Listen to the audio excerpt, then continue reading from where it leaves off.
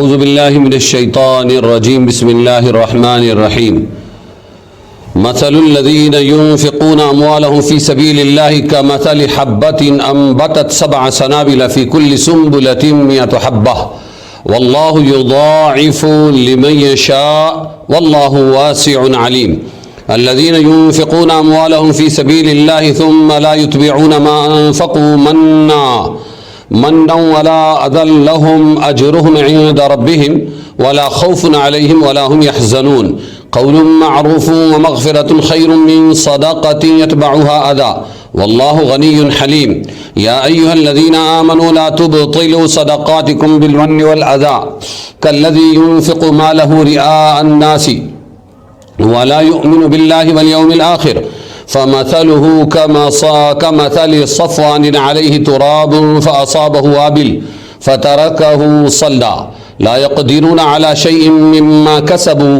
والله لا يهدي القوم الكافرين ومثل الذين ينفقون أموالهم ابتغاء مرضات الله وتثبيتا من أنفسهم كمثل جنة بربوة أصابها وابل فآتت أكلها ضعفين فإن لم يصبها وابل فطل والله بما تعملون بصير أيود أحدكم أن تكون له جنة من نخيل وأعناب تجري من تحتها الأنهار له فيها من كل الثمرات وأصابه الكبر وله ذرية ضعفاء فأصابها إعصار فيه نار فاحترقت كذلك يبين الله لكم الآيات لعلكم تتفكرون.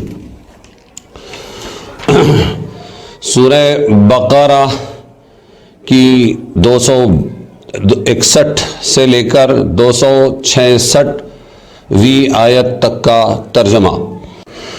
ان لوگوں کی مثال جو خرچ کرتے ہیں اپنے مال اللہ کے راستے میں جیسے ایک دانہ کہ اس سے اگیں 7 بالی، ہر بال میں 100 دانے، اور اللہ بڑھاتا ہے جس کے واسطے چاہے، اور اللہ نہایت بخشش کرنے والا ہے، سب کچھ جانتا ہے. جو لوگ خرچ کرتے ہیں اپنے مال اللہ کی راہ میں، پھر خرچ کر کے نہ احسان رکھتے ہیں اور نہ ستاتے ہیں، انہی کے لیے ہے ثواب ان کا ان کے رب کے یہاں، اور نہ ڈر ہے ان پر اور نہ غمگین ہوں گے. جواب دینا نرم اور درگزر کرنا بہتر ہے اس خیرات سے جس کے بعد ہو ستانا.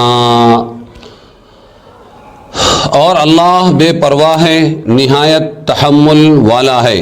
اے ایمان والو مت ضائع کرو اپنی خیرات، احسان رکھ کر اور تکلیف دے کر اس شخص کی طرح جو خرچ کرتا ہے اپنا مال لوگوں کو دکھانے کے لیے اور یقین نہیں رکھتا ہے اللہ پر اور قیامت کے دن پر، تو اس کی مثال ایسی ہے جیسے صاف پتھر کہ اس پر پڑی ہے کچھ مٹی، پھر برسا اس پر زور کا بارش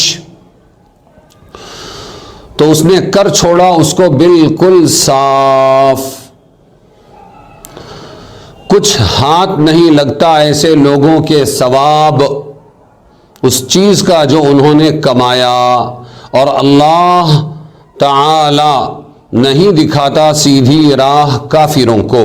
اور مثال ان کی جو خرچ کرتے ہیں اپنے مال اللہ کی خوشی حاصل کرنے کے لیے اور اپنے دلوں کو ثابت کر کے ایسی ہے جو ایک باغ ہے بلند زمین پر، اس پر پڑا زور کا بارش تو لایا وہ باغ اپنا پھل 2 چند یعنی دوگنا ڈبل، اور اگر نہ پڑا اس پر بارش تو پھوار ہی کافی ہے.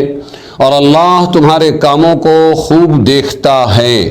کیا پسند آتا ہے تم میں سے کسی کو یہ کہ ہو اس کا ایک باغ کھجور کا اور انگور کا، بہتی ہو نیچے اس کے نہریں، اور اس کو اس باغ میں اور بھی سب طرح کا میوہ حاصل ہو، اور آ گیا اس پر بڑھاپا اس حال میں کہ اس کی اولاد ہے ضعیف کمزور، تب آ پڑا اس باغ پر ایک بگولا جس میں آگ تھی، جس سے وہ باغ جل اٹھا۔ کیا کوئی یہ پسند کرتا ہے؟ یوں ہی بیان کرتا ہے اللہ تعالیٰ تم کو اللہ آیتیں تاکہ تم غور کرو۔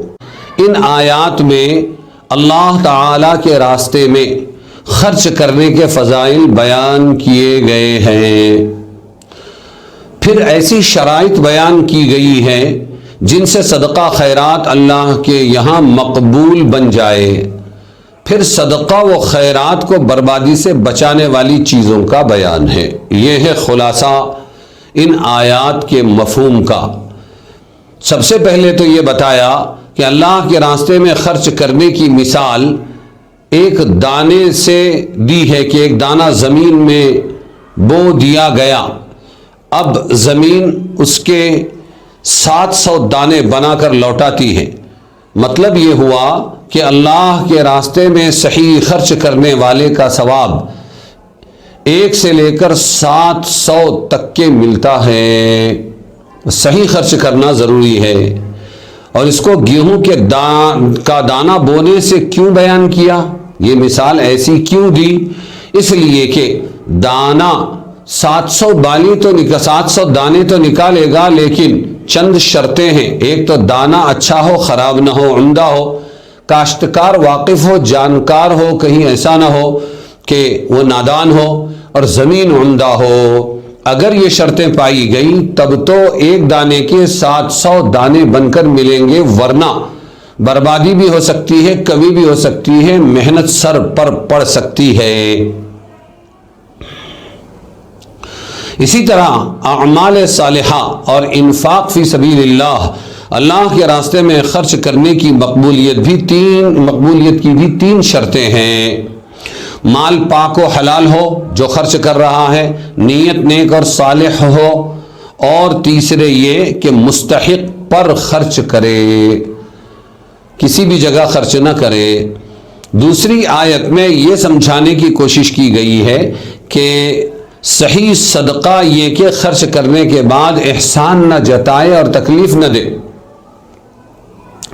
اگر صدقہ کیا اور تکلیف دی اور احسان جتایا تو یہ ساری محنت برباد گئی۔ تیسری آیت میں بتایا گیا ہے کہ مقبول صدقے کی شرط یہ ہے کہ احسان نہ جتائے، بدسلوکی نہ کرے کہ وہ شرمندہ ہو اور اسے تکلیف پہنچے۔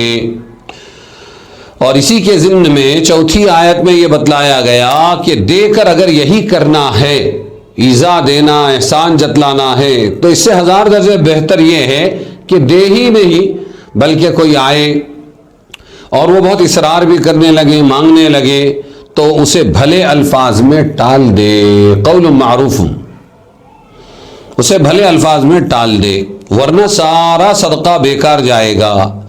اسی طرح یہ بھی بتلایا کہ ریاکار کا صدقہ یہ بھی ضائع جائے گا، دکھلاوے والے کا۔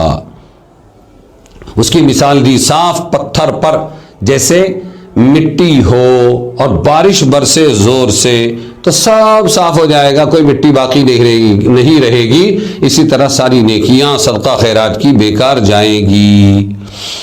اسی طرح اگلی آیت میں بتلایا کہ صدقہ مقبولہ اور انفاق مقبول کی مثال، یعنی وہ خرچ جو اللہ قبول کرتے ہیں اس کی مثال ایسی ہے جیسے کسی ٹیلے پر اونچی جگہ، اچھی جگہ، پرفضا جگہ، اچھے زمین کے ٹکڑے پر باغ ہو۔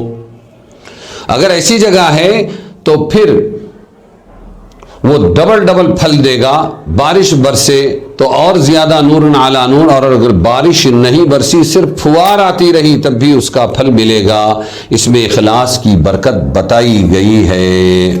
شرائط مذکورہ کی خلاف ورزی کرنے پر صدقہ مردود ہونے کا بیان ہے آخر کی آیات میں، کہ مثال دی ہے کہ بوڑھا باپ ہے اور اس کی کمزور عیال ہے، باغ تو بہت عالی شان ہے، بہت اچھا ہے کھجوروں کا اور انگور کا، لیکن اگر وہ باغ ضائع ہو جاتا ہے تو اس کو سب سے زیادہ دکھ اس لیے ہوگا کہ وہ نہ خود کچھ کر سکتا ہے، ابھی بوڑھا ہو گیا ہے، نہ اس کی کمزور اولاد کا کوئی سہارا ہے، اس واسطے اسے بڑی تکلیف ہوگی۔ ایسے ہی جو کوئی صدقہ کرے اور اس کی شرائط کا لحاظ نہ رکھے جو اس ان آیات میں بیان کی گئی ہے، تو اسے بھی بڑا پچھتاوا ہوگا، مال بھی گیا، اجر بھی ضائع ہو گیا۔ اس آیت کا خلاصہ یہ کہ مقبولیت کی بڑی شرط اخلاص ہے، ورنہ نیت خراب ہوگی تو سب ضائع ہو جائے گا۔ مذکورہ تمام آیات کا خلاصہ اللہ کے راستے میں خرچ کے مقبول ہونے کی 6 شرطیں ہیں، اور وہ شرطیں کیا ہے؟ نمبر 1 مال حلال ہو، نمبر 2 سنت طریقے کے مطابق خرچ کرے، نمبر 3 صحیح مصرف میں خرچ کرے، نمبر 4 دے کر احسان نہ جتلائے، نمبر 5 تحقیر نہ کرے جس کو دیا ہے اور اسے تکلیف نہ پہنچائے، نمبر 6 اخلاص کے ساتھ دے، تو اللہ کے راستے میں خرچ کرنا مقبول ہوگا۔ ان آیات میں یہ تمام باتیں بتائی گئی ہے۔